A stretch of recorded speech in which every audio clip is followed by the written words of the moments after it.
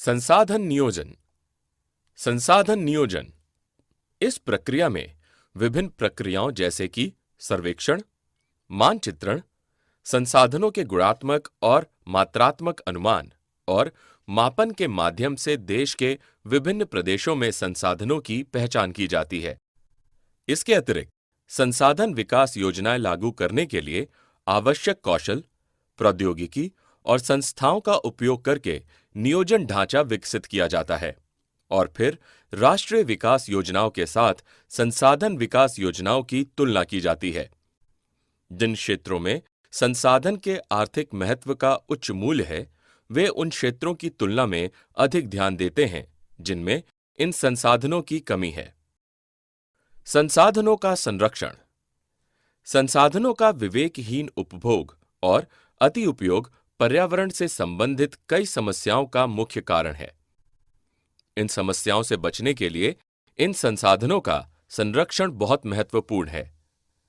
आइए अब हम सबसे आवश्यक संसाधन यानी भूमि संसाधन पर जानकारी प्राप्त करते हैं। भूमि विभिन्न क्रियाकलापों और प्रतिक्रियाओं पर आधारित है, जैसे कि प्रकृति, वनस्पति, वन्य और मानव जीवन, आर्थिक क्रियाकलाप, परिवहन और संचार प्रणालियां।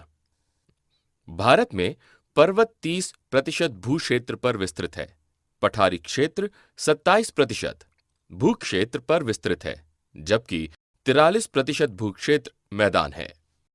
भू उपयोग। भूमि संसाधनों का मुख्य रूप से उपयोग निम्नलिखित उद्देश्यों के लिए किया जाता है। 1. वन। 2. भूमि जिस पर खेती संभव नहीं है। 3. अन्य अकृष्ट भूमि और 4. परती भूमि। भारत में भू उपयोग प्रारूप। भू उपयोग हमेशा 2 कारकों से निर्धारित होता है। 1. भौतिक कारक, जिसमें जलवायु, मृदा का प्रकार और भू आकृति आदि शामिल है। 2. मानवीय कारक, जिसमें जनसंख्या घनत्व, संस्कृति और परंपराएं शामिल हैं।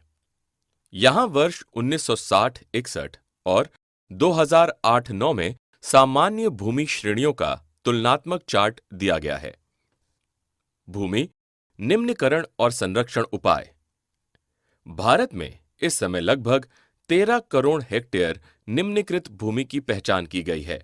यहां एक पाई चार्ट दिया गया है जो वर्ष 2000 में भारत में बंजर भूमि दर्शाता है।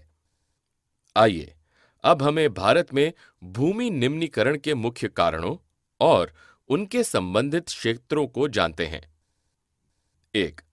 खनन झारखंड, छत्तीसगढ़, मध्य प्रदेश और ओडिशा आदि। 2. अतिचारण गुजरात, राजस्थान, मध्य प्रदेश और महाराष्ट्र इत्यादि। 3. अति सिंचाई पंजाब, हरियाणा और पश्चिमी उत्तर प्रदेश इत्यादि। वृक्षारोपण, अति चराई पर नियंत्रण, बालू के टिब्बों के स्थितीकरण आदि द्वारा कुछ हद तक भूमि निम्नीकरण को नियंत्रित किया जा सकता है। औद्योगिक और उपनगरीय क्षेत्रों में बंजर भूमि का उचित प्रबंधन, खनन क्रियाकलापों पर नियंत्रण, औद्योगिक निस्सारण और अपशिष्ट का उपचार के बाद विसर्जन और निपटान जैसी पद्धतियां भूमि और जल निम्नीकरण कम करने में बहुत प्रभावी